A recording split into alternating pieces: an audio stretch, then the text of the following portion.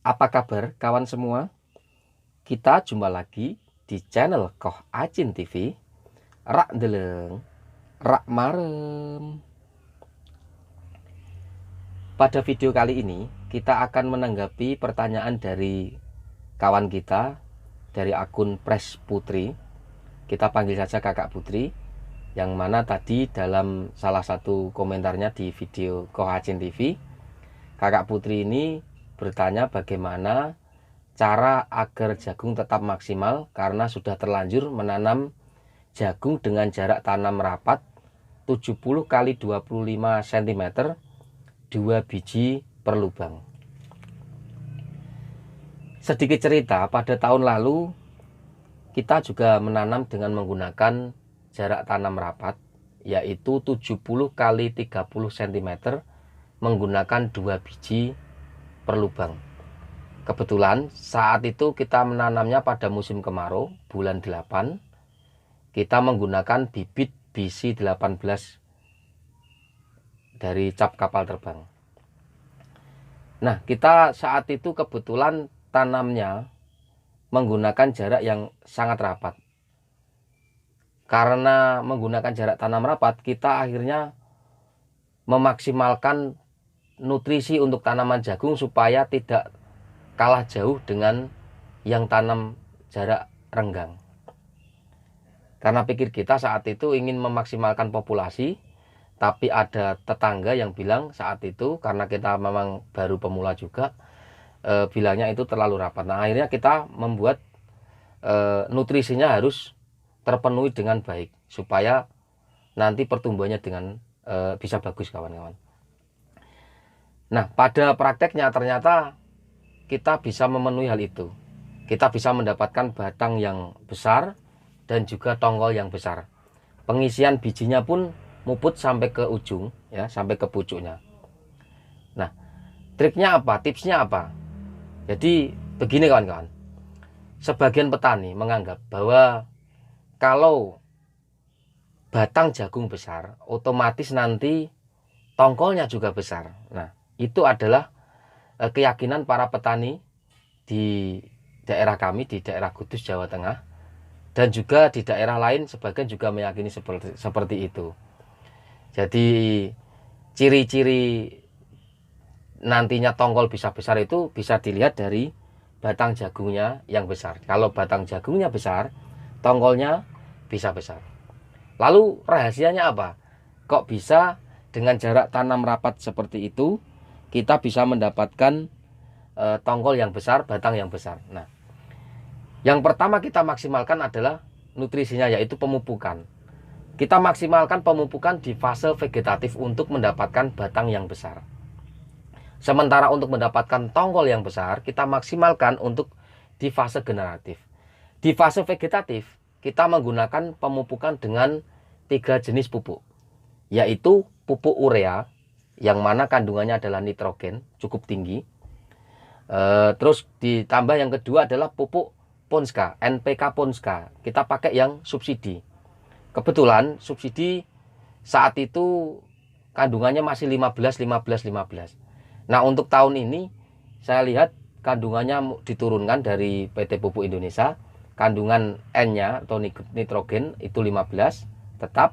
Sementara fosfatnya yang semula 15 menjadi 10. Terus kaliumnya yang atau unsur K-nya itu yang semula 15 sekarang menjadi 12, kalau tidak salah seperti itu, kawan-kawan. Kemudian pemupukan yang ketiganya atau jenis pupuk yang ketiga yang kita gunakan adalah NPK Ponska Plus, ya. Pupuk non subsidi yang harganya kalau di daerah Kudus, Jawa Tengah itu 200.000 dalam satu karung isi 25 kg. Itu kandungannya NPK 15. Ditambah lagi unsur S, unsur hara S-nya, sulfur 9%, dan ditambah unsur yang lain adalah Zn atau zinc 2000 ppn. Yang mana zinc ini sangat berguna sekali untuk pengoptimalan pembungaan dan pembuahan, kawan-kawan. Jadi pupuk non subsidi Ponska Plus ini bagus sekali untuk tanaman jagung. Memang harganya lebih mahal dibandingkan dengan yang subsidi, tapi kawan-kawan bisa praktekkan. Nanti bisa dilihat Perbedaannya menggunakan pupuk subsidi saja dengan ditambahkan pupuk non subsidi Ponska Plus ini seperti apa. Karena dengan menggunakan Ponska Plus ini, kawan-kawan tidak perlu menggunakan pupuk Set A. Yang mana Set A itu ada kandungan nitrogen dan sulfurnya. Di NPK Plus ini sudah lengkap, ada nitrogennya, ada sulfurnya, ditambah lagi ada unsur tambahannya zinc tadi. Itu sangat bagus sekali kawan-kawan. Nah, untuk pemupukan sendiri kita lakukan selama 3 kali dalam satu musim itu. Tujuannya apa? Ya itu tadi, untuk mengoptimalkan. Dalam 1 hektar, kalau kita hitung ya, itu bisa menghabiskan pupuk yang cukup banyak. Kita kalau tanam jagung, biasanya minimal dalam 1 kilogram benih jagung kita sediakan 50 kilogram pupuk. Nah, jadi kita sediakan 50 kilogram pupuk dari jenis campuran tadi, ada NPK dan urea. Begitu kawan-kawan. Jadi kalau kita tergantung tanamnya, kalau kita tanam 5 kilogram berarti minimal 5 karung 50 kilo ya, 5 kali 50 kilo. Minimal seperti itu. Itu minimal. Untuk misalkan lebih dari itu bagaimana? Lebih dari itu juga bagus, karena jagung itu tipe tanaman yang tidak apa istilahnya, dia haus akan unsur hara. Sebanyak apapun kawan-kawan kasih pupuk akan diserap oleh tanaman jagung. Yang penting pemberiannya secara bertahap, tidak secara langsung. Misalkan dalam satu tanaman misalkan 1 kilo, itu kan tidak wajar ya kawan-kawan. Itu pasti ya nanti efeknya bisa mati. Tapi kalau di 1 kilo dipupukkan ke tanaman jagung, beberapa tanaman jagung, nanti tetap khasiatnya akan jauh lebih berbeda. Itu logikanya seperti itu kawan-kawan ya. Semoga kawan-kawan bisa memahami apa yang kita sampaikan. Jadi pemupukan 3 kali menggunakan 3 jenis pupuk itu. Nah, kita kalau pemupukan pertama biasa kalau tidak menggunakan pupuk dasar, kita melakukan pupuk pertama pada jagung usia 15 hari setelah tanam atau 15 HST dengan menggunakan campuran dari ketiga pupuk tadi. NPK Ponska-nya itu kalau untuk takaran 1 hektar ya kawan-kawan, ini 150 kg, 3 karung besar itu. Terus ditambah ureanya 2 karung besar atau 100 kg, ditambah NPK Plusnya 1 karung atau 25 kg. Jadi kalau di total untuk pemupukan pertama kita menghabiskan pupuk sebanyak 275 kg untuk 15 hari setelah tanam. Kemudian pupuk yang kedua kita lakukan pada 28 hari setelah tanam. Menggunakan NPK Ponska-nya itu yang subsidi 150 kg, ditambah ureanya juga 150 kg. Terus yang NPK Plusnya kita berikan lagi 25 kg. Nah, kenapa kita berikan NPK Plus untuk pemupukan pertama dan kedua? Itu untuk gunanya tadi ada unsur hara P-nya. N itu untuk memacu perkembangan di daunnya dan juga di batangnya, pembesaran batang dan daunnya. Sementara untuk fosfatnya, unsur P-nya, fosfat itu berguna untuk ini, merangsang perakaran. Jadi semakin bagus perakaran, nanti pertumbuhan jagung juga akan semakin baik. Sementara unsur kaliumnya untuk fase vegetatif akan disimpan dulu di dalam tanaman jagung. Nanti ketika fase generatif baru dia menyerang, mulai dipacu lagi untuk memaksimalkan pertumbuhan, pembuahan dan pengisian bijinya. Nah, pupuk yang terakhir adalah pupuk ketiga, kita berikan pada 43 hari setelah tanam kawan-kawan. Itu menggunakan NPK Ponska 100 kg dan ureanya 200 kg. Tanpa ada campuran Ponska Plusnya lagi. Sudah cukup 2 kali saja kalau kami untuk Ponska Plus. Jadi terakhir itu kita gunakan Ponska biasa dicampur dengan ureanya. Dengan perbandingan Ponskanya itu 100, ureanya 200 kg. Kenapa lebih banyak ureanya? Karena kita itu juga pada fase peralihan itu 43 hari setelah tanam itu fase peralihan menuju dari vegetatif menuju generatif. Itu juga masih berfokus pada daun dan juga batang, dan juga untuk memacu pembungaan agar bisa serempak pembungaannya dan bisa maksimal. Kalau pembungaannya serempak dan maksimal, nanti tanaman jagungnya juga tumbuhnya bisa serempak. Insya Allah seperti itu kawan-kawannya. Nah, sementara Ponskanya dari 1, 2, 3 pupuk 1, kedua, pupuk ketiga kita berikan, itu nanti manfaatnya juga akan berefek yang positif untuk tanaman jagung kita.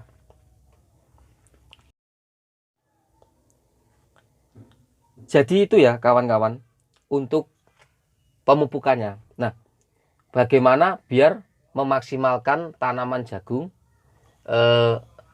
ini apa namanya, supaya tanaman jagung yang menggunakan jarak rapat bisa tetap memiliki daya saing yang bisa bersaing dengan yang jarak renggang. Satu itu pemupukan, yang kedua adalah pengairan. Pengairan karena kita waktu itu kebetulan tanam di musim kemarau, maka sangat penting sekali untuk kita pantau pengairannya. Apabila kondisi tanahnya itu dalam kondisi sudah kering, maka perlu kita airi dengan alkon ya, alat pompa itu dari sungai, dari sumber air yang ada. Kita airi supaya tanaman jagung kita tetap bisa memproses kebutuhan airnya tercukupi dan juga mendukung ini tadi penyerapan unsur hara dari pupuk yang kita berikan. Kalau di musim hujan itu tidak perlu karena kecukupan air sudah sangat terkondisikan untuk musim hujan. Nah, pengairan sendiri yang paling krusial yang kita awasi adalah pada waktu mulai 1 bulan setelah tanam atau 30 hari setelah tanam. Kalau 3 minggu setelah tanam atau 21 hari setelah tanam itu biasanya masih terbantu oleh air embun di pagi hari, itu sudah cukup. Tapi kalau mulai 1 bulan itu kita kontrolnya setiap 2 minggu sekali atau 3 minggu sekali harus kita kontrol bagaimana kondisi tanahnya, jangan sampai gersang. Jadi kita cukupi, terutama pada waktu fase pembungaan dan juga pengisian biji pada waktu 45 hari setelah tanam atau 65 hari setelah tanam, itu sangat penting untuk pengisian bijinya. Harus kita kontrol. Kalau memang kondisi tanahnya tandus, kekurangan air, harus cepat-cepat kita pompa supaya pengisian bijinya bisa maksimal. Nanti bobot buahnya atau bobot jagungnya pasti bisa maksimal. Insya Allah seperti itu ya kawan-kawannya. Terus yang terakhir adalah pembersihan rumput. Jadi kondisi rumputnya harus dipantau. Biasanya kalau kita melakukan penyemprotan dengan herbisida selektif itu, selektif dan sistemik, kita pakai di sekitar umur 15 hari sampai 20 hari setelah tanam. Kita pakai herbisida sistemik, ada Kayabas, ada Gisentro, paket anti gulma, mereknya banyak kawan, ada Conve juga. Kawan kan bisa datang ke toko pertanian dan memilih untuk herbisida khusus untuk tanaman jagung. Nah, nanti ketika fase generatif, ketika masih ada rumput yang tumbuh tinggi, apabila ditemukan rumput yang tinggi, harus cepat-cepat kita basmi menggunakan herbisida kontak saja kalau untuk fase generatifnya. Misalkan di umur 50 hari setelah tanam atau 55 hari atau mungkin malah melebihi dari setelah pengisian biji 70 hari setelah tanam, kita dapati rumput yang tinggi, kita basmi dengan menggunakan herbisida kontak. Biasanya kita menggunakan ada merek dagangnya, ada Gramoxone, ada Naraxon ya. Itu bahan aktifnya paraquat diklorida. Itu sudah cukup untuk mengatasi rumput pada fase generatif. Yang penting kita semprotnya hati-hati. Yang kita semprotkan di sela-sela jagung itu, yang jarak antar barisnya jangan sampai mengenai jagung terlalu banyak. Karena itu kontak, takutnya nanti juga berefek. Tapi biasanya tidak terlalu efek. Yang penting tidak terkena pucuk jagungnya. Yang harus kita lakukan adalah mengantisipasi saja, jangan sampai itu terjadi. Nah, begitu kawan-kawan ya, untuk pemaksimalan supaya dengan menggunakan jarak tanam rapat tetap bisa mendapatkan hasil yang bagus. Dengan tiga cara tadi, pemaksimalan nutrisi yaitu pemberian pupuk yang optimal, terus pengairan diperhatikan, dan juga pembersihan rumput di lahan yang kita miliki. Begitu untuk kakak Putri yang tadi bertanya, itu pandangan dari kita karena kita juga baru belajar, kita petani biasa yang memang bergelut dengan jagung. Biasanya seperti itu, kita berbagi pengalaman yang kita lakukan.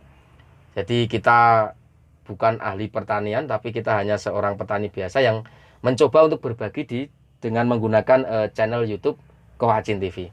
Terima kasih sudah setia mengikuti perkembangan dari channel YouTube kami, dari channel Kohacin TV. Untuk yang kawan-kawan yang lainnya, mohon dukungannya untuk perkembangan dari channel YouTube Kohacin TV agar selalu berkembang di YouTube dengan cara klik subscribe dan bunyikan loncengnya untuk mendapatkan update terbaru dari channel Kohacin TV. Rak deleng, rak marem. Terima kasih. Sampai jumpa.